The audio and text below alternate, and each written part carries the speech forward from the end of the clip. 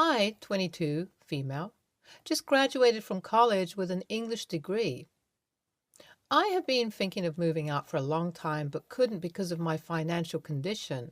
My grandpa, 80, has been bedridden for the last 3 years and had a caretaker and lived in a giant mansion in the suburbs. I was particularly close to my grandpa and always felt bad for him. He has two daughters, my mom and her elder sister, and a son, but none of them visit him since the time Granny died. My grandpa has helped his children during their rough patches, so I never understood the indifference that his children showed him.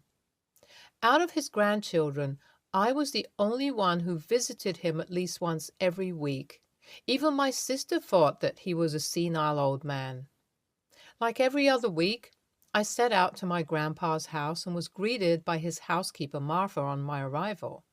We talked like we usually do, but I think he could spot the worry on my face and asked me what was bothering me. I told him about my financial troubles.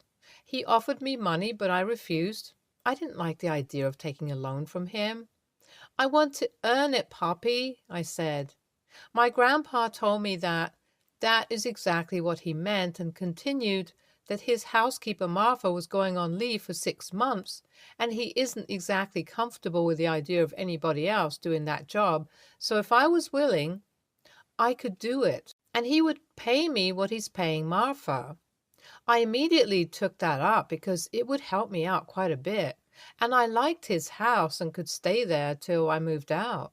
I moved in the next week and spent quite a lot of pleasant evenings before he passed away last month. He died peacefully in his sleep, and I was the one who discovered his body in bed.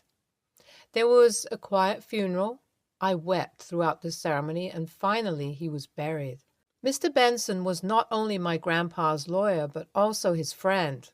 Before keeping the phone, he told me, "You deserved it, Lizzie.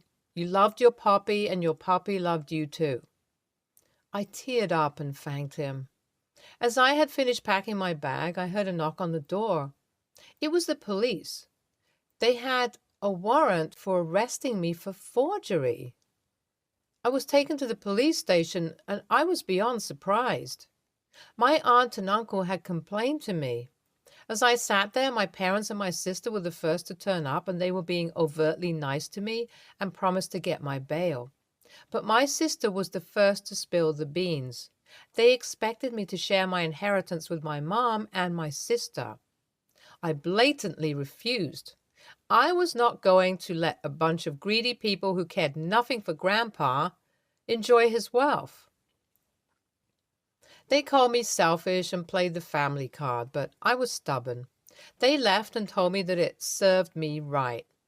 Next came my aunt and uncle, and they outright called me a fraud. They created such a fuss that they had to be escorted out. Soon after, Mr. Benson turned up looking red in the face and paid for my bail. He asked me to get in his car and told me we were going to meet my relatives. We went to my grandpa's house and found everybody waiting inside. My uncle was accusing my mom of being a cunning person who set her daughter up for this, and my mom was saying that if that was so, I would be sharing my wealth with them. It was chaotic. Mr. Benson demanded silence and read out the will, and very coldly told them that if anybody even tried to accuse me of something I didn't do, my grandpa had provisions to strip them off of whatever they had received. And on top of that, they would be paying for their lawyer and whatever, whereas I could easily afford those now. He also said that he will personally testify in court, as he also had a recording of my grandpa specifying why he wants me to have the property. So unless they want to lose the trial and make a fool of themselves, they better get off my back. There was silence as he finished. My sister stomped out, and my mom and dad left behind her. My uncle kept on saying that it couldn't be right, and my aunt started crying. I asked them to leave, and my aunt hissed, "You can't tell me what to do, you little smooth talker." I said that technically I could because they were under my roof. The look on her face was priceless. They all left, And Mr. Benson was the last to leave and told me he would meet me later for whatever legal formalities were left. I am staying alone in my grandpa's huge house now, and I miss him terribly, but I can't thank him enough. He was the only person who always looked out for me. Well, I guess a new life awaits me now. Update 1. I finally paid my tuition fees.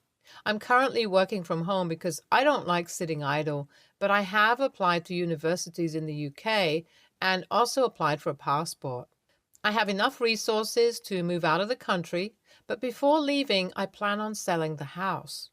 The expenses of maintaining such a huge house over a long period would be troublesome, and also the money that I would get from selling it will help my expenses when I live in a new country. I have contacted Mr. Benson and asked him to get me a broker and make sure that even when I leave the country, my relatives can't take advantage of and use my resources. One of my cousins had called me up and was asking if they could stay in the house when I leave the country. I said a flat no, because he is not exactly a reliable or responsible person, and I wouldn't like to come back and find everything stolen or sold. Filing a lawsuit is not exactly a helpful procedure either, as there's no guarantee that you will win the case or not. So I'm not going to take any risks. Update 2. My parents have not contacted me since that day, and 2 weeks passed before I got a call from them telling me that they have decided to give their assets completely to my sister. I think I took them by surprise when I enthusiastically agreed to them. I said that I think that would only be fair because I already have my grandfather's inheritance. I don't need more, and it's totally fine by me. I heard my mom stutter on the call before she abruptly cut the call. Update 3. Guys, I leave tomorrow for the UK. Life's been really exciting lately. I called my parents one last time and told them about my decision of moving out of the country. I also informed them that Poppy's house is sold. They congratulated me curtly, but that was already more than I expected. My sister was surprisingly warm to me. She even told me to text her and stay in touch. I think she finally understands why I did what I did. And also, since I'm not taking any part of Mom and Dad's inheritance, she has made her peace with me. Before cutting the call, she told me that she would miss me. This made me kind of happy. Wish me luck, Redditors. NTA, you deserved it, like Mr. Benson said. You were the only one who brought joy into the life of your grandpa, who was on his deathbed. Your relatives can't just swoop in and demand a part of the inheritance when they've done nothing except be irresponsible, inhumane, and selfish. Your grandfather loved you and looked out for you. He was more of a father figure to you than your dad, who should have been the one helping you out to pursue your further studies. Your grandfather did what he deemed fit. You didn't manipulate your grandfather. You genuinely loved him and got rewarded for your kindness. Get that bag, girl. Rock it in the UK. NTA, I mean, this isn't even up for debate. You needed that money and your grandfather recognized that. You seem like a responsible adult who knows how to take care of your finances very well. You have shown more maturity than your entire family combined. Very glad to know that you made up with your sister. It's always good to have one understanding family member. I understand she's younger than you and probably in her rebellious teenage phase, but it's good to see her mature and come around. I guess you both will have a good bond in the future as well. You acted just like you should have. May you be successful in your career. All the best for the future, little one. YTA. I don't know how people in the comments don't see the problem. She is painting herself in an overtly good manner. Your parents raised you, and whatever values you have were instilled in you by your parents. Due to one's busy schedule, it does become difficult to take care of the sick and elderly. You should have at least shared your inheritance with your mom. Had she wanted your grandpa to be lonely, she could have stopped you from visiting him. She didn't because she thought your presence would make up for her absence. You are just justifying your actions of greed and selfishness in this entire post. I wonder if the will was tampered with. I don't know, man, but yeah, bro, YTA, whatever. Next story. Two of my children still live with me at home. Neither one decided to go to college, and both have crappy minimum wage jobs. They have an inheritance from their grandparents that they will get when they're 25. It's enough to live off if you live frugally for your entire life, but it seems like a lot of money. Their oldest sister just moved out after graduating from college. She did the grocery shopping and the cooking for the house. I gave her money and she took care of it. I tried this with the middle kid the first week after his sister moved out. He and his brother spent all the money on delivery in 2 days. I didn't give them more money, so they had to spend their own. They were pissed. So now I buy the basics, pasta, bread, eggs, cheese, that sort of thing, and I only cook for myself. My ex-wife, my daughter, and myself have all tried to teach them to cook. They refuse. So they have been having to cut back on their expenses because I won't buy ready-to-eat meals, delivery, or food prep. My ex moved to Wisconsin, and my kids know better than to say they want to go live with her. They like Texas winters just fine after experiencing just one up north. They talked to me the other day about food again. They said I'm being cheap by not providing them with better food options. It was Saturday, so I went in the fridge and pulled out some chicken thighs I had defrosting. In an hour, I had butter chicken and broccoli with naan bread for our lunch. I told them that I wasn't going to make any changes to how things ran in my house. I told them all they had to do was go to college and I would cover their meal plan. Nope, they liked their lives other than the food situation. My mom called me today and said I was being mean to her poor babies. I offered to send them to live with her, and she politely declined and dropped it. I do this with everyone who contacts me on their behalf, and then I tell them how it went. They don't understand why no one wants them to come live with them. I think I raised two stupid kids. AITA? Edit. My kids will not be able to run through their inheritance. It is in a trust that will give them enough money every month for a small apartment and raiment. It's not enough to party on every month, but it can be an awesome help to your budget. My mom called me today and said I was being mean to her poor babies. I offered to send them to live with her. She politely declined and dropped it. I'm sorry, but this made me chuckle. NTAOP, keep doing what you're doing. Your children having jobs means they're at least 16, I'm assuming, so should be learning to cook for themselves. Keep giving the same people who are trying to pressure you to cave in to the same offer you provided above. NTA. Sounds like it's time to give your kids the get a job and or get out speech. You've raised some mooches who best learn how to earn their own money and survive as adults before they get inheritance money they'll likely blow through in record time and then expect a return to mooching. You have raised two very entitled, spoiled kids who are now entitled adults. They should have learned the basics as children. You reap what you sow. Keep up the tough love. Time to kick them out. You are only making them worse by letting them live with you. There is no incentive for them to grow up into mature human beings if you keep letting them live with you. Next story. I, female, 21, have pretty normal combo skin, and I'm not sensitive to much.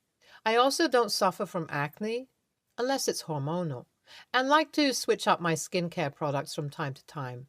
My roommate, female, 20, has extremely sensitive skin, and if an ingredient is placed on her skin that she's allergic to or causes a reaction, she gets small clusters of breakouts, and her skin is usually very inflamed, red, for a long period of time. Due to this, she's very cautious of what is placed on her skin and needs to read each label before using a product. We share one bathroom and have different sinks separating each side. It is clear one side is mine and one side is hers. On my side, I have a cleanser I use daily. It is a little pricey, but I don't mind spending a bit more on myself when I like a product. I leave it out on the counter because it's more convenient for me, on my respective side. I noticed it was nearly half gone after 2 weeks of buying it. It usually lasts me a month or more, and realized my roommate had been using it both day and night. I didn't have an issue, but I felt a little upset she didn't ask beforehand, knowing it was expensive. She made a comment about it after Googling it, and not offering to replace it once it was out. I brought this up and she brushed it off and said she was sorry, she didn't think it was a big deal, that I was being dramatic and that it works for her skin, and has never found something so nice, and continued to use it. I offered to send her the link to get her own, and she said, okay, thanks, and never did. As I said, I like to use different skincare cycle through products. I saw an ad for another brand of skincare and wanted to try it out. I bought the cleanser and toner from this brand. I replaced my old cleanser with this one, and they had very different packaging. This was in a plastic container, my other one was glass and green, and different ingredients. I don't usually check the ingredients. All I know is my skin doesn't like vitamin C, which has none of it. I didn't think much of changing my products like I always do until my roommate woke up the next morning with a severe inflamed rash across her face. Her skin has its stages of acne, and she was even on medication for it, but it was in remission up until this point. She ran to the bathroom and found out I had changed my cleanser, and that was what caused this reaction. She went crazy on me and started yelling at me, telling me her skin was burning and it was all my fault. She said, I knew her skin would react to this, and that I'm a petty bitch for sabotaging her. She called me a selfish whore and that she won't be able to do what she had planned this weekend because of this. She thinks I'm in the wrong because I knew she was sensitive to certain things. I don't know exactly what, and did this purposefully. The products are clearly different, and she didn't take the chance to read the label. I feel like it's not my job to tell her I changed my routine. You wouldn't even be TA if you had switched them out intentionally. She was stealing from you. You switched up your routine. It's not your job to notify the thieves of what you're doing. If you had put hot sauce or something in it, you'd be TA. But this is her own damn fault and wasn't malicious on your part at all. NTA, can you move out? This girl has issues. NTA, absolutely NTA. Skincare is a very serious and expensive game. It's baffling to read that a girl with extreme acne issues doesn't understand this. It seems she just lacks common sense and decency. She might have started using your products before she was jealous of your skin. I think her never buying the product on her own after you sent the link somewhat proves this, but I could be wrong. She seems like a lot of work. NTA. It's absolutely hilarious that she could even think she was in the right here. She's a thief. Next story. I'm 28 male, and my wife, Anna, 28 female, were expecting. She was almost 3 months. We were really excited. We bought everything a baby needed and talked a lot about our future with the baby. August 23rd, 2022, my wife woke me up in tears. She tossed her blanket off from her legs to show me a big patch of blood near her crotch, staining the sheets. We had a really hard time accepting the fact, but Anna was much more affected. She would cry in our bed for at least 4 hours every day. She wouldn't eat, and she would say awful things about herself and her useless body. I had tried to console her to the best of my abilities, but I was grief-stricken myself and couldn't say the right words to her. It took 4 months of therapy for us to gradually start feeling better. Anna was smiling more. She was still a little on edge, but she was doing good. January 14th was Anna's birthday, and I wanted to make it really special for her. I invited our friends and family and cooked her favorite foods. I just wanted this day to be happy for her. For context, our families know about the situation and the effect it had on Anna, especially my brother and sister-in-law, as we had stayed in their house for a bit.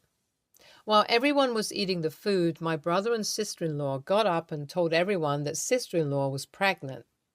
After 4 seconds of silence, everyone in the room started congratulating them. I was stunned and turned to my wife, having an emotionless expression until she smiled slowly and congratulated them and hugged them both. For a good 20 minutes, everyone couldn't stop talking about pregnancy, baby names, and new baby toys. They could have easily announced this at their 5-year anniversary party, which was just 2 weeks away. What was the point of announcing it on my wife's birthday? I noticed my wife get up and leave to go to our bedroom. I found her crying. She told me she doesn't want to go out now, that she doesn't want to face them. I understood and quickly headed to the table where everyone was done eating, talking as if they hadn't noticed we'd left. I didn't want to make a big scene, so I told everyone kindly that me and Anna had some plans for the evening and that we would have to cut this party short. That was the only thing that came to mind at that moment.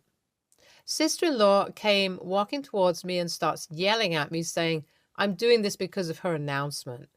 I tried telling her as calmly as possible that it wasn't like that, and this was supposed to be Anna's birthday party, not some pregnancy announcement party. I said my goodbyes. Then 2 hours later, I got a message from my brother saying I was selfish and that I shouldn't be jealous just because we won't be as careless as the two of you. Careless as in implying that we had somehow caused the miscarriage even though we were incredibly careful. I'm beyond frustrated. Do you think IATA because of how I handled the situation? You're beyond frustrated?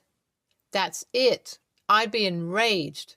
Hell, I am enraged on your behalf and I don't know you. I'm not sure why you're tiptoeing with these a-holes. NTA and I be laying into them.